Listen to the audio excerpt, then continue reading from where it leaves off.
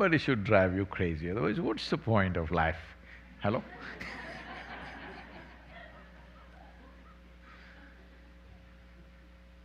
I'm self-propelled. I'm just driving myself crazy all the time. But if you don't know how to drive, somebody at least should drive you. No, that's not the question.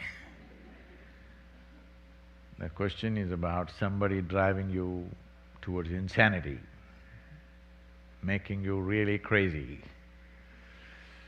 We are not supposed to use these words, insanity, crazy, but I'm not medically qualified to use the most appropriate words because they have 72 descriptions for various levels of mental degeneration of various sorts. So can somebody push you into a depressive state or a manic state or even… there is a law in India, I don't know how it is here, there is something called as abatement of suicide. You don't have to be physically there. You're sending messages and somebody commits suicide, saying, "These messages are disturbing me, so I'm killing myself." All he had to do is throw the damn phone. But instead, he throws his life away and you will be arrested immediately. Abatement of suicide is a serious crime, up to 10 years in prison. Well, you have to prove that your messages were love messages and they misunderstood. Try convincing a police officer that this is a love message. So, can someone else push you off the brink? Yes, if you are on the edge. See, if you are on the cliff edge, somebody can push you off with a finger. If you're 3 steps away, they need both their hands. If you're 10 steps away, takes 2 people to drag you.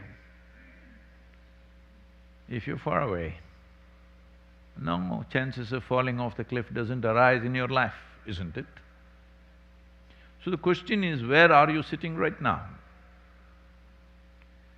Are you sitting in that aspect of you which I would refer to as the seat of your experience? There is a seat of your experience from where all experience is generated. If you're sitting there in control, nobody ever can drive you crazy. Simply out of question. That's why I do it to myself,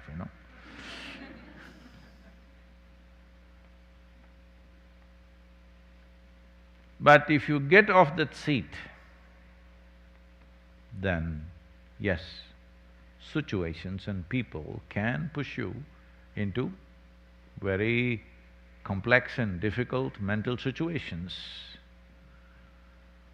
Most of the time, when psychological disruptions happened in the past or even today, many people think that they are possessed by some other force or there is black magic. This is a common thing. Hundreds of letters like this coming to me every year. Sadhguru, I'm possessed, somebody has done black magic on me. Well, I don't want to completely take away that dimension, but that is a minuscule. Rest is your own psychological thing. When psychological disturbances happen, the nature of it is such that it almost feels like somebody is working from within, because you never realized how many dimensions are there to your mind. Human mind is a building with 1,000,000 rooms. Every room different kind. You may have created safety and security of your life in such a way that you just live in one room. If you enter the next room, you will be surprised. It doesn't even feel like you. Yes, It doesn't even feel like you. If you enter every room, new room every day, then you will know all the nonsense that you thought that you are just is absolute rubbish because you made up everything for the sake of convenience. Because human mind is not a small possibility. If a building has 1,000,000 rooms, we are trying to build rooms and rooms, it's a lot of work. But if you have a ready-made building with 1,000,000 rooms, is it an advantage or a disadvantage? Hello? It's a tremendous thing. I have a building with 1,000,000 rooms, it's a tremendous thing. But now, if you're unconsciously pushed into new rooms, that is called as psychological problems. Can somebody push you into a new room? Yes, they can. But it depends where you're sitting.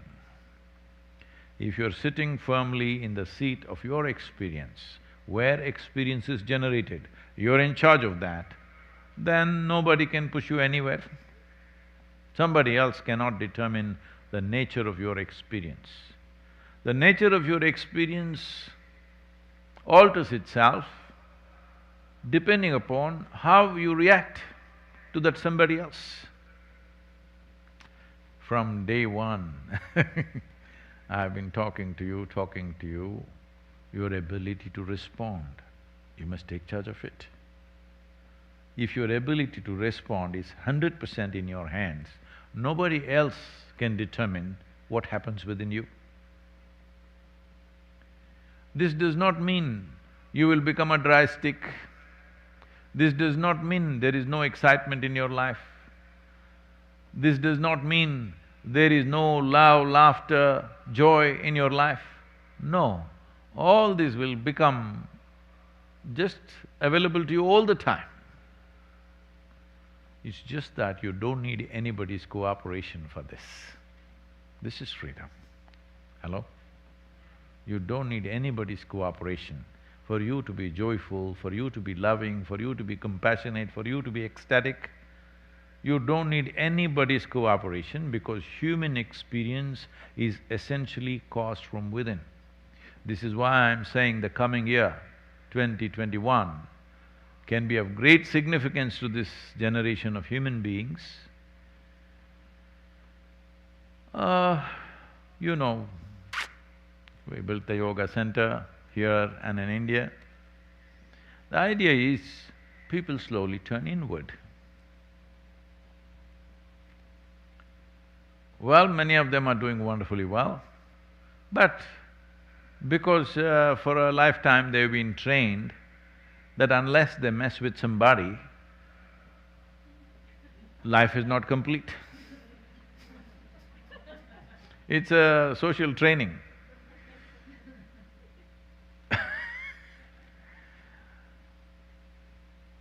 So now, I'm just seeing